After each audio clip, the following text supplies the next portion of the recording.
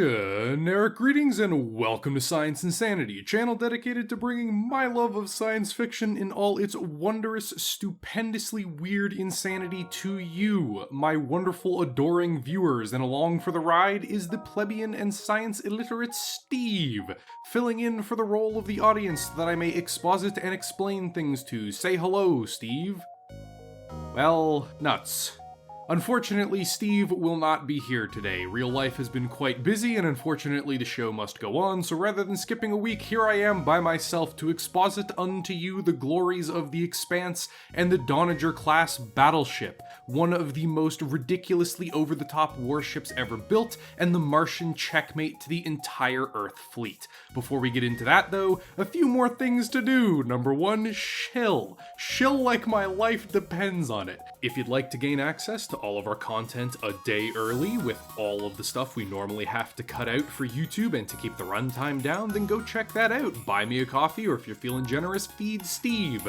The poor guy's busy and or is still locked in my basement because I lost the keys, so throw him a bone so when he comes out next week, he'll be a little more well-fed. So with all the necessary fluff and audience pandering out of the way right at the beginning, let's get into our topic, shall we? The Donnager Battleship, a beautiful, wonderful monster from the Expanse, a hard science fiction setting that we have not yet talked about on this channel, so I figured we'd start off with something excellent and amazing. But since we haven't talked about this setting before, and I feel like I don't really want to make a lore primer video, because yikes, that's a lot of writing, we're gonna have to cover a few things ground rules wise right off the bat. Firstly, this is a hard science fiction setting. Unlike most sci-fi, which just kind of hand waves away things like gravity or acceleration, or in some cases having oxygen to breathe when things go wrong,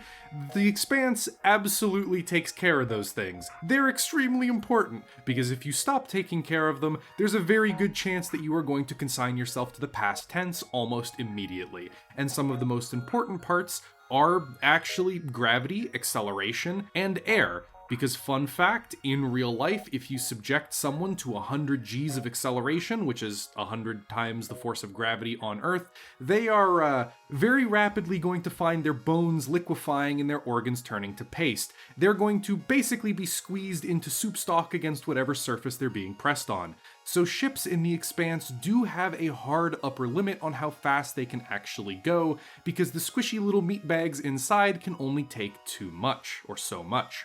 Of course, this also comes in for gravity, because physics goes, damn, gravity, you funky, you make everything in reality look a little weird, and if you're familiar with general relativity and special relativity, you'll understand what I mean.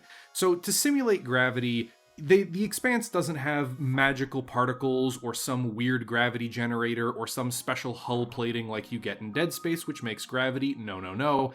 They use that thrust, because there is functionally, according to physics at least, no difference between actually being in a gravitational pull of 9.8 meters per second, or just having a ship accelerate at that speed and you being in it. So in most cases, in order to have gravity in the Expanse, the ships need to be absolutely schmoving through space in order to keep the crew stuck to the floor. Of course, there's a few other things we need to keep in mind. Because movement is incredibly important in the Expanse, aiming is incredibly difficult, because this is the easiest analogy I can give you. When you are a spaceship trying to hit another spaceship, both of you are moving and maneuvering in the vast distances of space, it is the equivalent of trying to hit a bullet with a smaller bullet while riding on horseback blindfolded. It is extremely difficult, and you would be incredibly lucky to get within 100 kilometers of it while you're actually shooting at them. That leads to the interesting developments that, for the most part, things like big ol' fancy railguns and regular guns are not really used for long-range combat, despite the fact that accelerating a projectile to Mach Jesus in space would normally be pretty effective at hitting things at long range.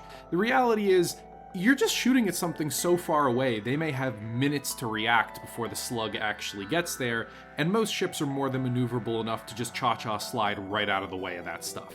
Which also means that, well, missiles are the primary armament, but there are some really fancy, interesting terms like hammerlock or lightlock. Basically, they're two different terms to describe when weapons are effective. If I recall correctly, hammerlock is for missiles, and that is when a ship is close enough that even if they decide to burn away at maximum speed and flee, the missiles will still be able to catch them. And the last thing that we kind of need to talk about before we can finally get into the almighty Donnager is missiles and armor. You see, when you're firing projectiles at relativistic speeds and you are firing missiles/torpedoes that are basically exclusively nuclear in their payload, armor really means nothing. It's basically just to protect you from shrapnel, regular high explosive missiles, and in some cases, the gunfire from point defense cannons. Because unlike a lot of sci-fi universes, Battlestar Galactica, where you can just eat the sun to your face repeatedly and not care, or Battletech, where if you're Scottish, death is merely a suggestion when someone drops the sun on you, in the Expanse, getting nuked is basically the checkmate to end all checkmates. And railgun slugs, like we mentioned, relativistic hole puncher. There's not really much you can do about that to actually stop it from flying straight through your ship, and having all of that extra armor probably just means you're gonna have all of a lot of extra shrapnel flying through your hull when that thing hits home. So better to make yourselves relatively thin, very fast, and very combat efficient. The greatest way to survive in the Expanse is simply don't ever be hit. And finally, after about 10 minutes of ranting and raving and explanations, we can finally get on to the Donnager proper. And we're going to start with the history of it and some background of why such an impressive ship was built. Now, in general, like we talked about, segueing nicely from those physical differences, since the Martians cannot match Earth's potential in terms of physical strength, Earthers generally making better spacefarers for combat situations, and they could never match Earth's navy in scale by this point in the timeline, considering that Earth had basically like 100-year head start and an absolutely colossal fleet, and Mars was essentially coming out of being a colony by this point. The Martian Congressional Republic Navy decided to beat the size and strength of the UN fleet with quality and technology, and thus began a colossal rearmament program run by the Martians in order to actually modernize their fleet and build up as many new ships as they can. To meet that end, they began designing several new lines of ships designed to share as many parts between each other in terms of weapons, ammunition, and components so that interoperability and general supply lines and logistics could be made easier, and they made all of these new ships relatively easy to interact with each other in terms of docking, transferring of crew, and all of that, and they made them as modern as they possibly could. All of them meant to carry the very newest and best the MCRN could fit on them, and carrying roughly the same equipment like I said, with many opportunities to future-proof them by adding mounts for new weapons, space for potential reactor upgrades, or even areas to bolt on modular attachments to these older ships to make them more viable in the future. Also helped with making better logistics, because man, when you look at the UN fleet, holy shit, there's like a million different ship classes with a bajillion different armaments and weapons from a dozen different manufacturers. It is an absolute military procurement nightmare.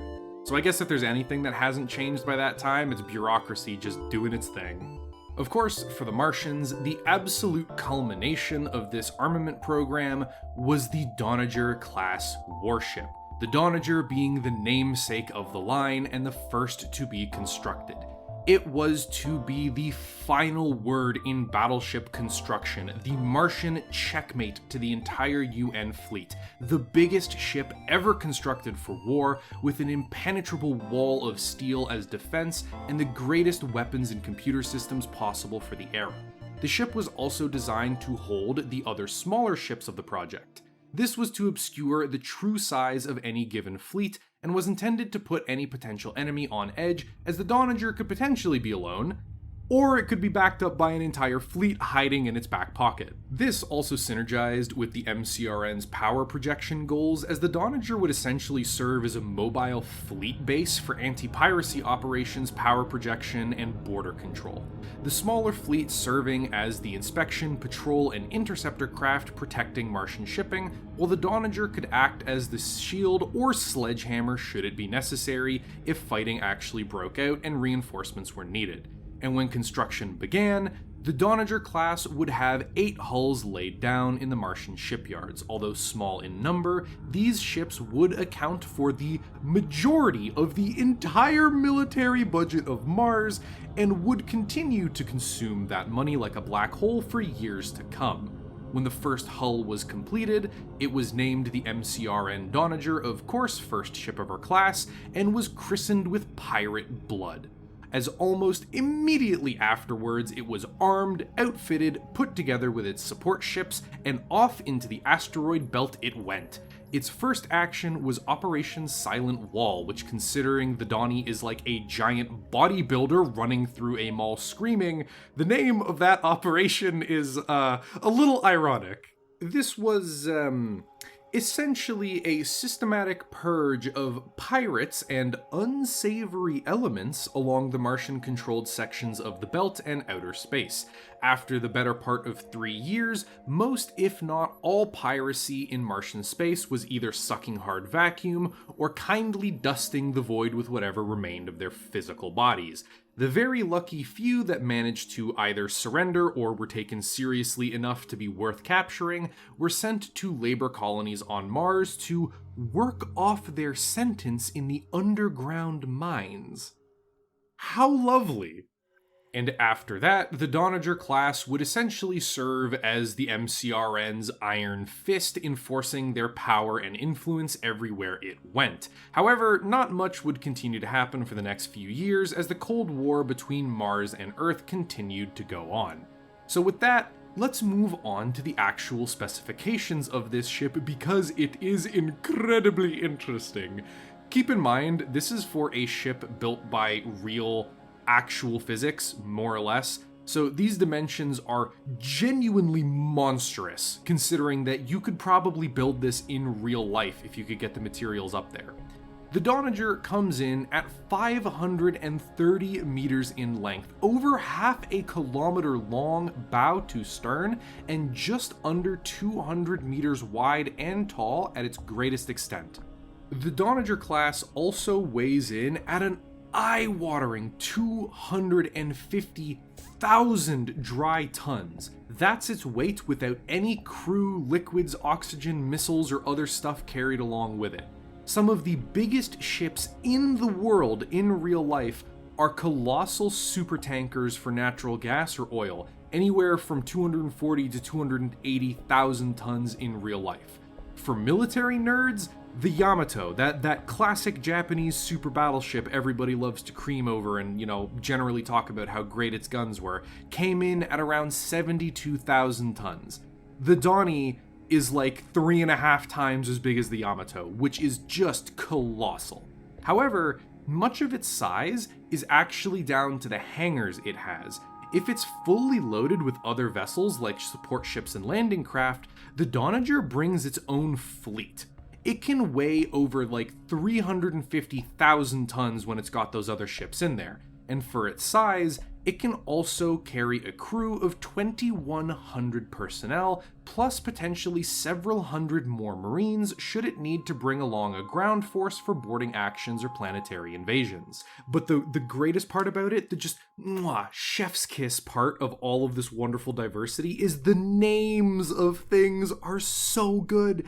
There are so many genuinely awesome names for ships and weapons and things. It's just it's great. I love it. Creativity in sci-fi when you're naming things is like a huge part of the enjoyment. So, powering this monster and moving it through the void are 4 colossal fusion engines you see on each corner of the ship. Those are the RT-10 Kaminari drives. Kaminari, by the way, roughly means like thunder or the booming noise that lightning makes. So those are the RT-10 thunder thrusters or the thunderclap engines or some variation of that. And shut up, I know the translation is technically perfect, but you have some wiggle room and I love that. So just let me have this. Let me enjoy that, okay? Those engines are capable of accelerating the Donnager up to something utterly and hilariously stupid enough to turn you into soup in a matter of seconds. Humans are built to live at around 1G perfectly fine. On Earth, with training and equipment, you can withstand around 8 Gs for a semi-extended period of time, like fighter pilots and astronauts and stuff, but more than like 10 to 20 minutes at that kind of intense acceleration, and you're probably going to stroke out as your blood vessels start bursting inside of your body from the raw, unadulterated blood pressure. That or your heart's going to give out, because my god, people tend to skip heart day at the gym. However, like we talked about, since the Martians are even less able to withstand gravity, it's likely that the Donnager can only max out at around 3 to 5 Gs without potentially killing its crew, and even then most likely only for limited time as the ship is doing in-combat maneuvers to avoid getting, well, spaced. There are, however, these things called acceleration chairs or crash couches that you basically sit in, which help distribute the force of that acceleration, orient you towards the axis of that force so it's pushing into your chest, not like slamming you sideways or hanging you upside down or something. And they pump you full of many drugs that basically flood your veins and keep your heart going and make sure that you don't stroke out by either thinning your blood or coagulating it, or I don't really understand how they work. I don't know if the Expanse ever really goes into it in too much detail, but it's called the juice, and people can generally have a pretty great time enjoying it while they're accelerating at like 5 Gs. The engines do, however, need to be that powerful, since again, the Donnie is moving quite the fat dump truck around with it, and it's bringing the whole squad on its back. The giant square section near the back that continues up between the engine pylons is actually the hangar, and it's huge. It can carry up to 6 other warships inside that are attached to dedicated docking ports, capable of rapidly deploying before combat operations. The most common complement is 2 small Morrigan-class destroyers, these little guys, and 1 Corvette-class frigate. And yes, that is a stupid name. It's basically like calling something the cruiser-class carrier. Everyone agrees, moving on, don't mention it. However, it can carry up to 6 of the smaller little destroyers in it, or 3 of the larger frigates. You might think, though, that, oh, they're small, they'll be fine to deal with, no issues. Wrong. The thing you have to keep in mind is in an open 1v1 fight, yeah, those little guys probably wouldn't be too big of a deal to deal with. They are still very effective and highly advanced, and they got torpedoes and point defense cannons and all that, so they're going to put up a pretty good fight. But the Donnager is still there backing them up, and the Donnie is like a 6'4" bodybuilder that's roided out to the nines, and the other 6 ships it carries are like regular guys. If you decide to pick a fight with them, meat boot, or swarm of fists. Either way, you're getting an ass kicking and potentially an express ticket to God. I hope you enjoy the ride there. And speaking of bodybuilder and incredible roided out power, oh, the armaments, oh, the guns, the missiles, the cannons. Science, fantasy, like Star Trek phasers are cool, don't get me wrong. Star Wars blasters are also neat, but Battlestar Galactica is just, amazing. The raw power and thunder of guns is something I like. I like this. Science Insanity is a fan of this. The Expanse makes me harder than titanium. And speaking of, let's talk about the railguns. The Donnager has 2 main weapons, a pair of the most powerful railguns ever mounted on a mobile ship, the VX-12 Ultra Heavy Faux Hammer railguns. These massive magnetic ship molesters are over 80 meters long and can accelerate metal slugs to appreciable percentages the speed of light. Fast enough to punch right through just about anything, these guns can reach out and touch enemies from a truly stupid distance. And I guess, technically, if they're not moving, it can reach out and touch them from an infinite distance because Lamau space, but you still have to deal with the target moving around sometimes, so yeah, we'll just stick with a truly stupid distance. And while it only has the 2 main railguns on it right now, we did mention that the Martian armament program involved future-proofing, and the Donnager was no exception. It also has 2 hardpoints for more railguns, should technology ever advance enough to provide the adequate power to operate them, since the 2 that they got currently are quite the power hogs, just like your neighbor. On the side there, see what looks like the big mountings, the big flat things with a little circle in it? Those are the actual railgun mountings if they wanted to put more on.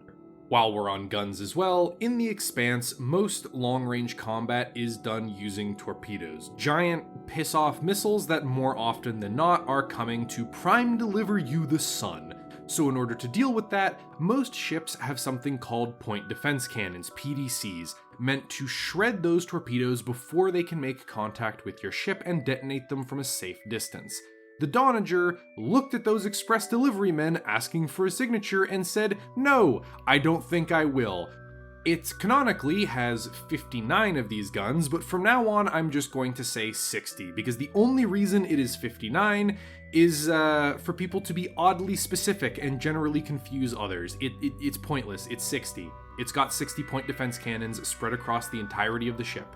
Each one is capable of vomiting out thousands of rounds per minute, since all PDCs are essentially 40 to 50 millimeter rotary cannons. Puts the A-10 to shame. They also extend out from the actual ship on these little boom arms. They're not actually anchored into the ship the same way that the railguns are. They're on gimbaled rigs, kind of like a scissor truck, to get up past any obstacles and to give them the highest possible angles of fire and get past any obstructions. In space, if you fire a bullet, it exerts the same force in the other direction as well. That laws of motion coming in handy again. So if you're firing a constant stream of shells, your gun basically turns into the world's most dangerous thruster. As such, each PDC has a little exhaust/rocket thing on the back that you can see lighting up as the gun fires in time with the actual gun to balance out the thrust it makes and counter to zero. It also occurs to me actually now, unscripted, after I was recording this and stuff, just thinking about it, all of the Expanse ships could literally be playing Jetpack Joyride if they wanted to. They could be flying around using nothing but the force of the bullets they're firing out behind them, and that is just... I have no idea how to feel about that, but it's a really interesting thought. So you know what? Ponder in the comments below. It is really cool, and frankly, an amazing attention to detail that they actually do this stuff. You also actually see this with the railguns as well, because ships that have a spinal mounted railgun, one that's in line with the engine, will actually briefly pulse the engine when the railgun fires to avoid the thrust it generates backwards as well when it launches the projectile.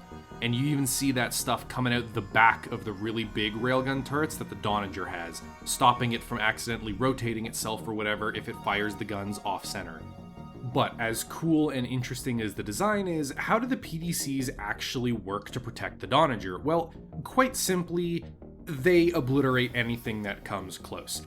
The way that PDCs work is that they're clustered into firing groups. Basically, you may have 2 or 3 or more PDCs all clustered towards an approximate central firing system, and they will pick a missile or torpedo or whatever that's coming in. What they will do, because the torpedo will try to maneuver to avoid the incoming fire, is that they will fire their PDC rounds at it, and they will try to almost shepherd the missile into bullets. They will use some of the PDCs to set it up, forcing the torpedo to slow down or turn or maneuver in some way while still trying to score a direct hit, and then they will get the other PDCs to fill that space with more bullets on a slight delay, so that when the torpedo's rudimentary guidance system modifies, the trajectory moves out of the way of the initial burst of bullets, the rest of them will slam into it and destroy it. And this is actually an interesting aspect about the Expanse, is that if the PDC defense grid on most ships is allowed to function in this way, they can be functionally untouchable to torpedoes and missiles, because they can just keep shooting down torpedoes again and again and again, and as long as they're capable of using that interlinked supporting overlapping fire, they're going to be almost 100% effective. However, when PDCs get overwhelmed is when the individual groups are attacked from multiple different directions simultaneously. One missile, hardly an issue for the Donnager to deal with. 2 or 3 or 4, not even a problem, because it's got so many PDCs that can fire at once and they can independently target enough of them. However, you start getting maybe a dozen torpedoes at once flying at it from the front, back, and sides all at once, and its defense grid is going to start being overwhelmed as the individual cannons become overtaxed, unable to use that supporting fire, and it'll eventually be overwhelmed. And we actually see that a little bit later when the Donnager is taken down a peg by a whole bunch of stealth ships. Some of the missiles that swoop in from different angles end up slipping through the defense grid and hitting home. And now, let us talk about the torpedoes. I hate them. The name is wrong. A torpedo, by definition, is a propeller-driven warhead that is either independently or centrally targeted. A missile is a rocket-powered warhead that is either independently or centrally targeted. These are missiles. Every single one of them, by definition. I know the Martians are advanced in this setting, believe me I do, but there is no way in hell they strapped a propeller to their nukes and made that shit work in space. I would eat my own hat if you told me they did. This naming convention, as far as I'm aware, is because they do talk about missiles and stuff directly. It's there to avoid confusing the audience. If the short-range interceptor missiles and the long-range nukes were both called missiles, generically it would get confusing relatively fast on what is a threat and what isn't. Torpedoes, big and scary. Missiles, small and fast. Simple. Torpedoes are the sledgehammer of the Expanse and any ship's main armament, capable of one-shotting basically anything or tactically crippling anything else by opening it up like a tin can. The Donnager has 14 independent torpedo tubes, 6 fore, 8 aft. All of them share a linked magazine with an auto-loading system that runs the length of the ship. Basically a little mini tram system where the missiles can ride along on a train from front to back, left to right, in order to rapidly load all of the different tubes. This auto-loading system and the shared magazine means that they are capable of extremely rapid rates of fire, and should one battery of launchers be disabled, the ammunition within can still be moved and used by the others.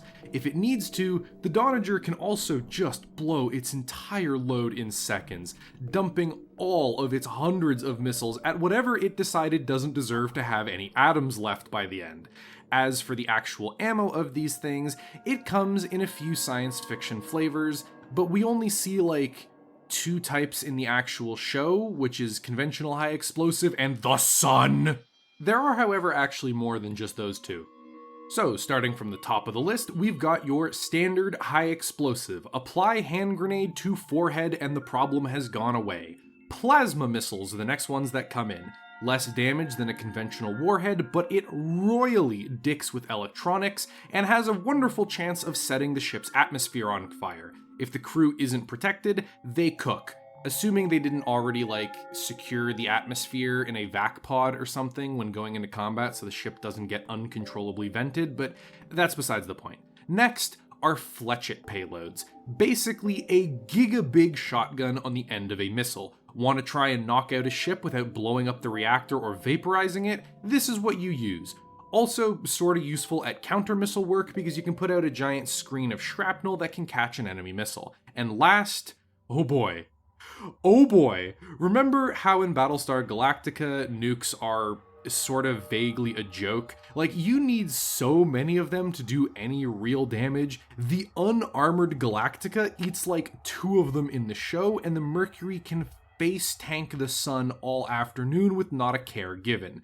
Well, in the Expanse, the sun is fucking terrifying again, lads. These things are the instant checkmate. Like I was saying, hitting a nuke is basically a guaranteed instant kill. Only the biggest and most impressive of warships could even hope to stand up to one, and more often than not, even if it survived, it would be rendered crippled or adrift. We see the regular high explosive missiles be used quite frequently to blow off individual engine parts to cause damage to small areas of the ship if it doesn't want to be destroyed, or if the intention isn't to destroy it. However, every single time we have seen a nuke hit a ship, there isn't a ship left over afterwards. And to be perfectly honest with you, I've seen a lot of people complain that having a lot of these missiles be an instant kill means that in some cases combat just ends or they think it's a little anticlimactic, but I'm going to be entirely honest. I love this. I think it's fantastic. Nukes should be like this in every single setting ever. They should never be something that you throw at someone to just bring their shields down. That's not what these weapons should be. They're capable of ending all life on Earth quite easily, and we live under the constant threat of annihilation. So in science fiction, they should be the very definition of parry this, you filthy casual, as you flip the chessboard over and pull out a revolver before pressing it to your opponent's chest. And with most of the big important stuff taken care of, let's talk about a few other interesting things that the Donnie has stapled onto it that make it one of the best war machines ever built. So remember how we talked about it taking out a whole bunch of pirates and generally imprisoning them and transporting them back to Mars for hard labor? Well, the Donnager has a whole ass prison on it that can carry several dozen prisoners. It also has a totally legal and totally binding to the Geneva Convention interrogation suite whenever they need to question anyone they bring on board. It also comes equipped with an entire Marine barracks. While we mentioned that they can carry several hundred Marines, the facilities on board are actually extremely advanced. Everything from having firing ranges for use with low-scale explosives, handguns, and heavy weapons, all the way up to maintenance and service bays for the Martian Titan powered armor suits. Basically Master Chief armor, but science reality, kinda maybe. Look, they're giant powered exoskeletons with heavy weapons on board. Don't question it, just roll with it. For communication, aside from having one of the most powerful laser communication suites out there, as well as relatively powerful regular radio communication, the Donnager also has an incredibly powerful ranging laser. Basically, this thing is used to determine relativistic distances to things, and if it needs to communicate with another ship, it can basically use this laser to poke them from across the solar system and then transfer information to them via that method.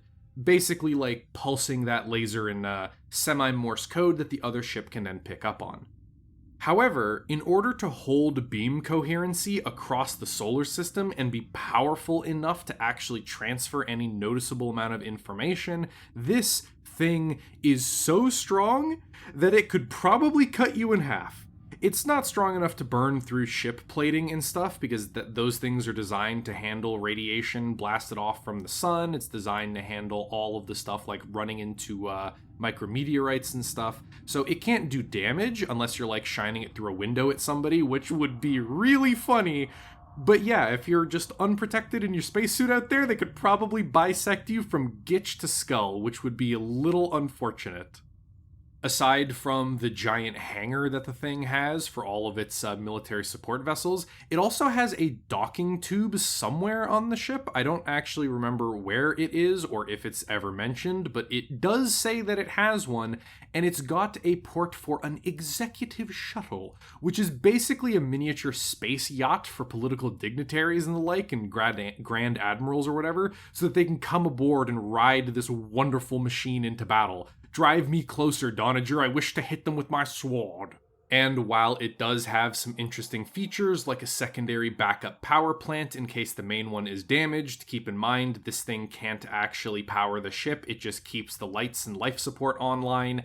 It also's got other stuff like command bunkers so people can sit inside these things and command the ship, powerful and hardened enough to basically survive a glancing hit from a railgun shell. Along with some other doodads and knickknacks, I think that's about everything important to talk about the raw girth of the Donnie.